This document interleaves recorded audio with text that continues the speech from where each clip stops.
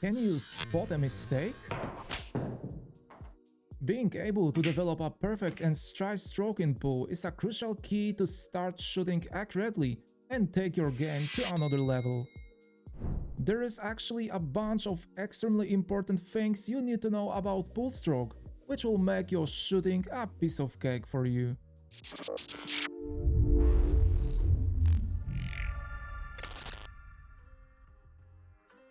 The first issue is a thing that many beginners struggle with over and over again. In some cases you can hit the cue ball at the center, but this is not enough because of this. Shoot with correct timing. Timing of the shot is extremely important thing when we execute different types of shots, because it highly affects physics of the cue ball.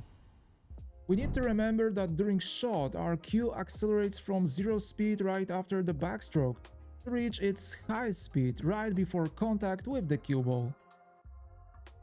After this contact it decelerates and finally stops. To achieve perfect timing of the shot, we need to connect length of backswing and follow-through to the type of shot we execute. If you need to make this long-distance draw shot, then it is highly necessary to make deeper backswing and longer follow-through to produce more power and transfer more spin to the cue ball. Transition between backward and forward motion of cue stick needs to be very smooth, and we shouldn't stop this motion. If you make a pause or stop motion of your cue stick right after hitting the cue ball, then quality of your stroke suffers and you may not be able to apply intended spin or make a horrible miscue. Alright, so now let's go to our next very important thing that took my stroke quality to another level. Make pre-strokes. Before we make a backswing, we should build confidence and make sure whether our cue moves straight and we aim correctly. And we can very easily achieve this by making pre-strokes.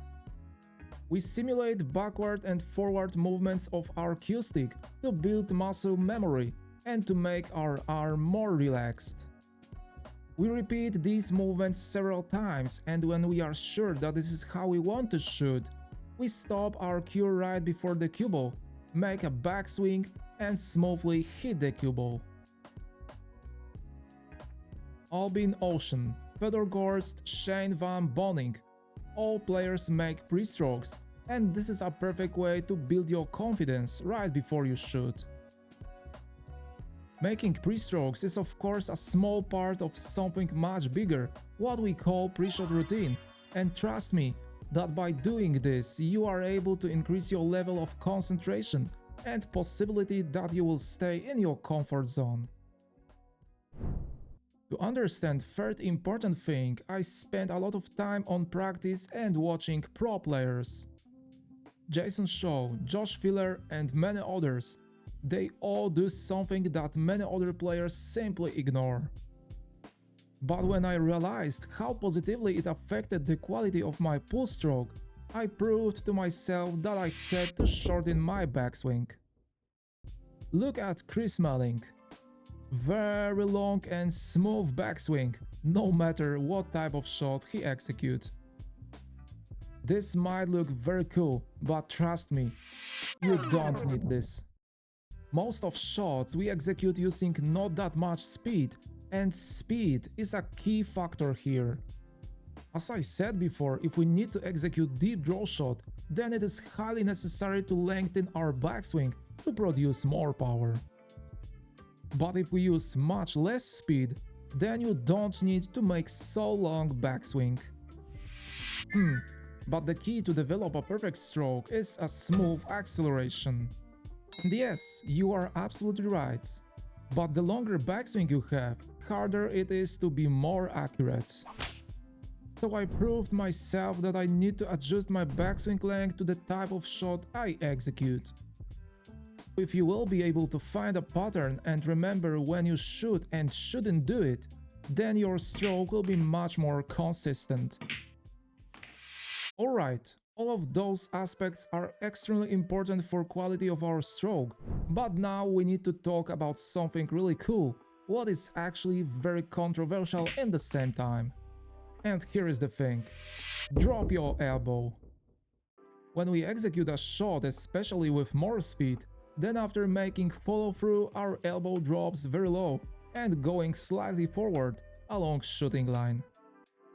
Jasmine Ocean, Fedor Gorst and many others drop their elbows very low naturally, because then they can push cue stick forward to produce smooth stroke. But now let's look at Shane Van Boening. He is a perfect example that the elbow drop is not necessary at all. And actually, this is true, but using elbow drop you will be able to much better control speed of the shot, but above all, you will be able to apply deeper spin with less effort.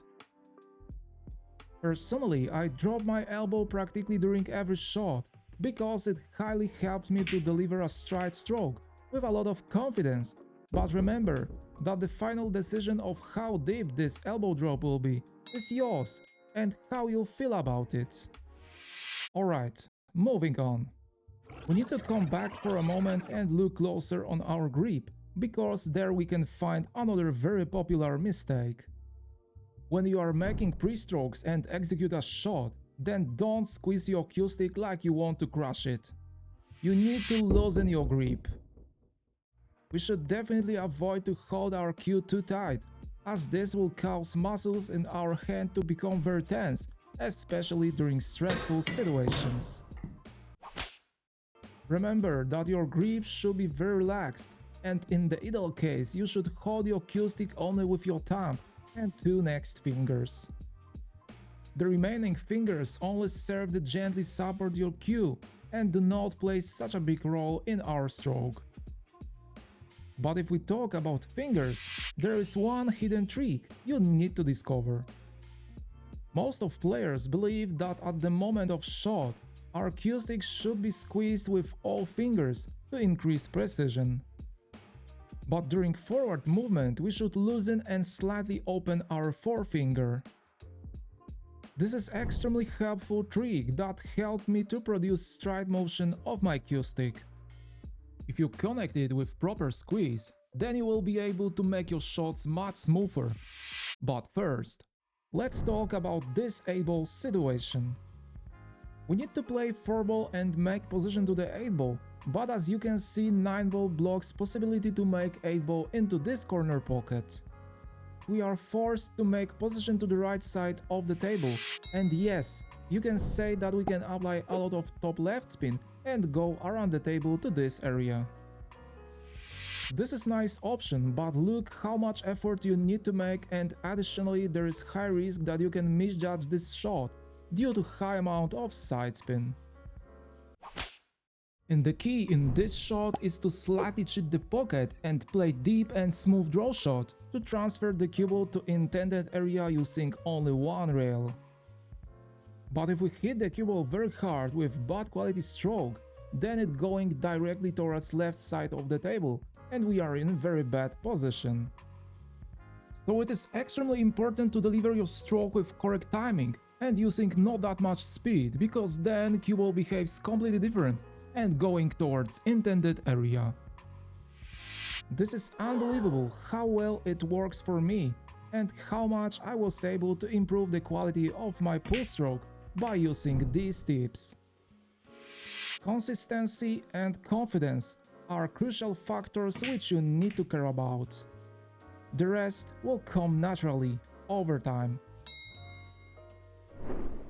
Alright, I hope that this lesson will be very helpful for you, and by following these steps you will be able to improve your game. So in this case, if you enjoyed this video, then consider leaving a thumbs up for me, as well as subscribe to my channel to never miss videos like this. Thank you very much for watching, and as always, see you in the next video.